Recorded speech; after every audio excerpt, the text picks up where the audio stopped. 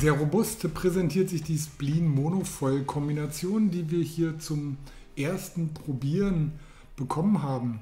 Das 125er Board mit 4,17 Kilo hat 5 verschiedene Mastpositionen und 3 verschiedene Stance-Positionen für die Schlaufen. Dazu haben wir den 90er Spleen-Mast bekommen. Eine Fuselage und ein Rearwing entfällt hier logischerweise bei dem Monofoil. Und der Flügel ist massiv aus GFK gebaut und wiegt inklusive des Mastes 4,7 Kilogramm. Der Flügel besitzt nur ein extrem dünnes Profil, ist auch in der Anströmkante extrem schlank gehalten und hat eine Fläche von 1500 Quadratzentimetern.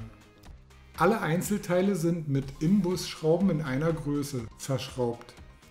Bei der Montage ist aufgefallen, dass die Passgenauigkeit insgesamt gut ausfällt. Obacht für alle, die das Ganze hier auch einmal ausprobieren wollen: Die Hinterkante des Flügels ist wirklich sehr spitz geraten.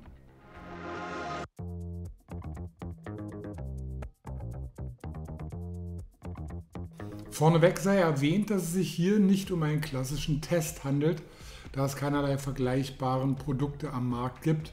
Das Spleen Monofoil ist wirklich das einzige serienmäßig gefertigte Monofoil, was hier von uns ausprobiert wird, damit wir sehen halt, wie anspruchsvoll ist diese Challenge, auch für den geübten Fahrer. Verglichen mit einem Next Generation Foil wie einem GW633 ist das Aufstiegsverhalten minimal langsamer und deutlich abrupter. Alles, was man bisher als Dolphin-Effekt bislang kennt, ist dagegen vergleichsweise harmlos.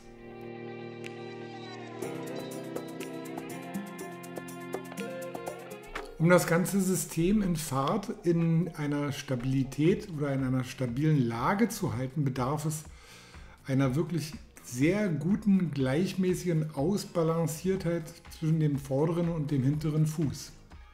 Das doch vergleichsweise hohe Gewicht des gesamten Sportgerätes hier mit dem doch einfachen Profil des Frontflügels ergeben gefühlt einen doch höheren Widerstand, als man das halt von solch einer kleinen Kombination beim Kitefoilen bislang kennt.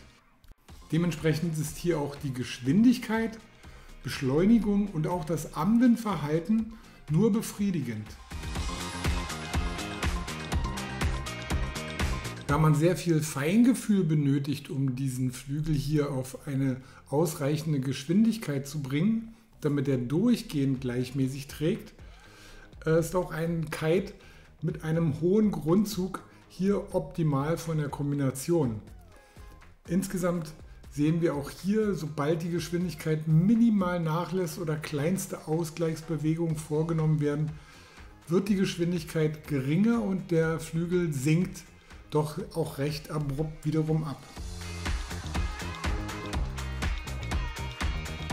Hat der geübte Fahrer es geschafft, sein Gleichgewichtsgefühl so weit zu sensibeln, dass wir hier in der Pitch eine ausgewogene Stellung finden, geht es natürlich in die Drehfreude, sprich halt die Yaw und auch die Rolle.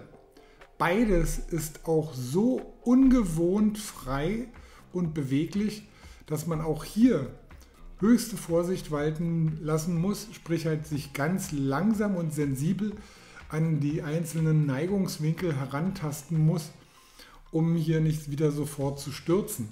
Dazu kommt, dass in dem Moment, wo ich in die Rolle gehe oder auch nur über die Yaw probiere zu drehen, wird das System der Pitch wiederum beeinflusst, weil sich die Geschwindigkeit dann kurzfristig reduziert, sodass ich halt Schwierigkeiten habe, die Anströmung am Flügel in einer ausreichenden Geschwindigkeit aufrecht zu erhalten.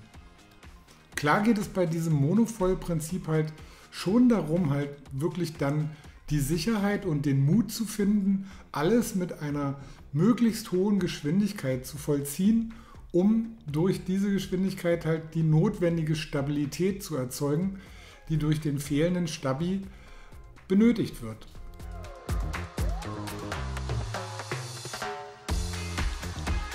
Dass hier das Abrufen absolut engster Drehfreude oder Manövern wie 360ern auf der Stelle möglich sind, beweist eindrucksvoll das Promotion-Video eines Fahrers von Spleen auf deren Webseite.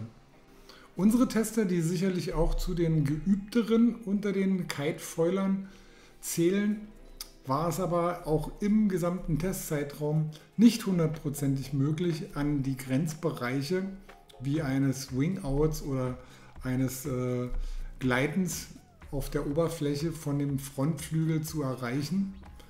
Das sind Punkte, die muss man dann wirklich über einen langen Zeitraum üben und sich halt vollständig auf dieses Prinzip einlassen, um einfach die Sensibilität von dem Gleichgewicht zu schaffen. Es sind letztendlich die gleichen Lastwechsel, die man benötigt, um wie bei einem Foil mit Stabilisator zu fliegen. Allerdings sind die Reaktionen auf die einzelnen Lenkbefehle, die Lastverteilung einfach so abrupt und so sensibel, dass man, wie gesagt, einfach das Ganze nur durch längere Übungen erreichen kann.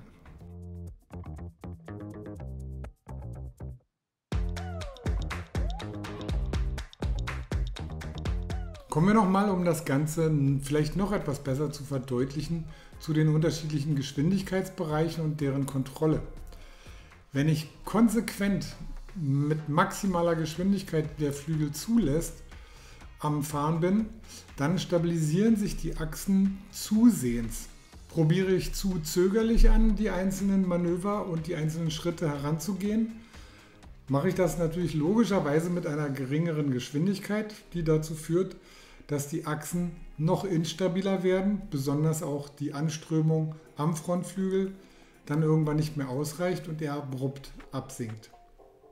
Dementsprechend kann man ganz klar feststellen, dass dieses spezialisierte Konzept eines Monofoils, so wie wir es hier von Spleen dargeboten bekommen, auf jeden Fall etwas ist für die absolut höchsten Fahrkunststufen, für Leute, die schon sehr geübt mit einem Kitefoil, auch einem schnellen Kitefoil oder kleineren Frontflügelgrößen umgehen können, alle Manöver sauber beherrschen. Dann ist es halt soweit, den nächsten Schritt zu wagen, um eine extreme Drehfreude, die auf jeden Fall hier auch in diesem Konzept drin steckt, abrufen zu können. Je glatter das Wasser dabei ist und je weniger Turbulenzen entstehen, desto besser ist es natürlich für den Lernfortschritt.